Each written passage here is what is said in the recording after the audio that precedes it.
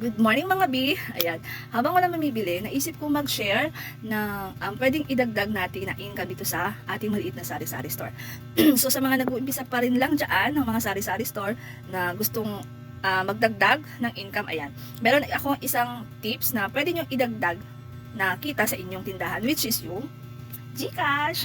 Ayun mga B, alam mo sa GCash, oo, kailangan mo talaga ng malaking puhunan, as in, malaki.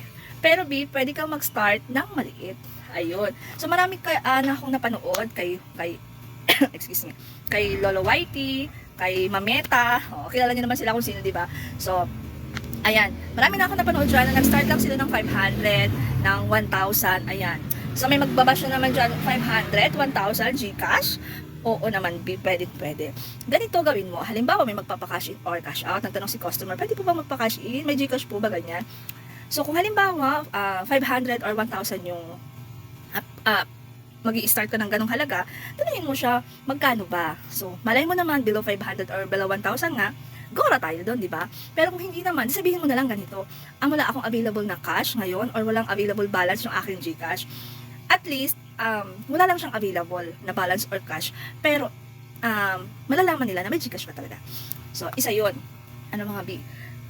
Kasi ako, nag-start din lang ako ulit ngayong January. Kasi nga, Diyos ko, nagkalatsa-latsa din yung aking GCash. Pangatlong number ko na to mga B, kasi yung una, nawalan ako ng pera. Pangalawa is nawala na naman ako. Etong pangatlo, sana wag naman. Pero ayun, walang kadalaan ang Ate Duday nyo, ang inyong tendera. So ayun, tuloy lang, kasi sayang pa rin yung income. So, iniisip ko na lang, mababawi ko rin naman yan, no? Sa katagalan siguro, hindi naman parating ganon. So, ayun na lang yung iniisip ko. So, ayun mga B, pwede nyo idagdag. Imagine, kasi kaka-start ko lang, no? Last January 6 mag-GCash ulit. Hindi naman araw-araw may nagpapa-GCash ha. So, ayan, as of January 30, as of today, meron na akong kita sa mga charges na 1,250. Ayan, kasi nilipat ko galing na kasi siya dito sa likod. So, ayan, panibagong page na naman.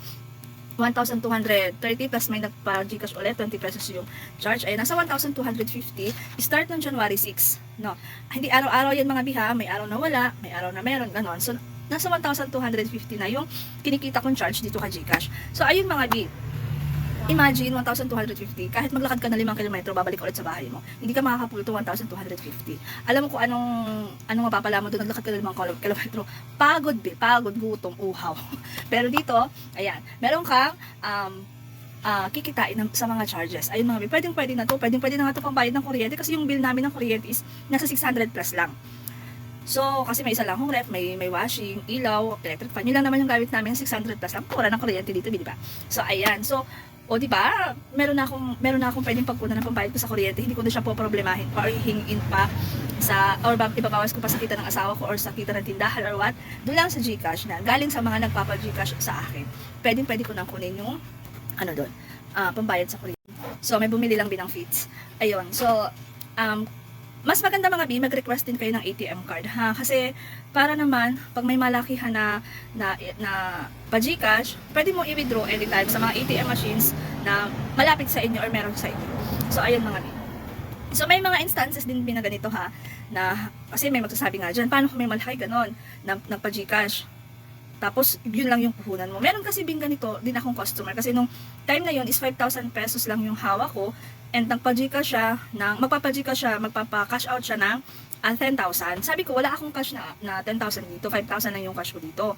So, sabi niya sa akin, ate, sige, kahit bukas ko na lang kunin kasi hindi pa naman ako aalis bukas pa ng hapon. So, bukas ko na lang ng umaga kunin. So, pag ganun mga B, gora mo na yan. Ipa-send mo na lang sa iyo, sa account mo, and then, pagkasarado ng tindahan, tsaka mo siya i-withdraw. No? Or, kung halimbawa, meron kayo pwedeng utusan, yung asawa nyo, yung anak nyo, pwede nyo ipa-withdraw. Ayan. So, may mga ganun. Sayang yung charge nun, B. Magkano yung 10,200? 200 pesos ata yung charge niyan yung 10,000. O, diba? Sayang yun mga B. So, ayan. Pwede kayong mag-start kahit na magkano. Diskarte nyo na lang yan kung paano nyo i-explain kay customer na ganito lang yung cash nyo, ganito lang yung balance ng GCash nyo. Basta gawin nyo na lang ng paraan. Kasi meron namang mga mababait na customer na pag hindi naman emergency, pwedeng bukas na lang kunin, di ba? Meron naman na na kung emergency, di wag muna. Wag na, di ba? So ayan. Tsaka maging maingat lang kayo sa mga GCash customers kasi marami pa ring scam ngayon, ganun-ganon. So ayun, ingat-ingat na rin lang tayo. So yun mga B, diskartehan nyo na. Bahala na kayo dyan. Nag-suggest na ako ha. Bahala ka na dyan. Bye! Thank you!